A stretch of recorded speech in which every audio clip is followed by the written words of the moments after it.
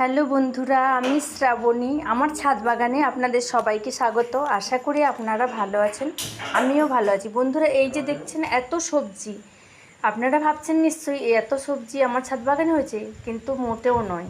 এই সবজিগুলো দেখুন কতটাই টাটকা। আর এই যে বন্ধুরা দেখছেন টক লেবু, এই টক লেবুটা কিন্তু আমরা একে গড়া লেবু বলেই বলি। এটা সাধারণত এই কলকাতাতে পাওয়া যায় না। তো এটা দেখতে খানিকটা মৌসুম্বির মতো হলে কী হবে, কিন্তু মৌসুম্বির উল্টো, ভীষণ টক।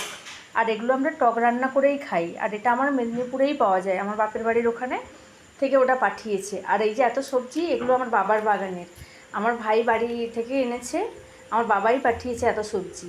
দেখুন বন্ধুরা, কতটাই সবুজ এবং কতটাই টাটকা এই ভেন্ডিগুলো, আর খেতে খুব সুন্দর। তা বন্ধুরা, এই যে দেখছেন ঝিঙেগুলো, এগুলোকে আপনারা হয়তো পটল ঝিঙে টিঙে বলেন, কিন্তু আমাদের দেশি ভাষায় এগুলোকে বলে সাতপত্রিয়া ঝিঙে।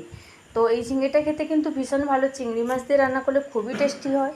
আর এই যে লেবুগুলো দেখছেন, এগুলোকে যদি আচার করে রেখে দেওয়া যায়, তো সারা বছর কেন, 2-3 বছর 4 বছর পর্যন্তও রেখে দেওয়া যায়। আর এগুলো ভীষণ খেতে ভালো লাগে। আর আমরা দেশের বাড়িতে এগুলো এমনিতে এই লেবুটা দিয়ে আমরা টক বানিয়ে খেতে খুব ভালোবাসি। আর বন্ধুরা, এই সবজিগুলো দেখে আপনাদের কেমন লাগলো অবশ্যই কমেন্ট করে জানাবেন।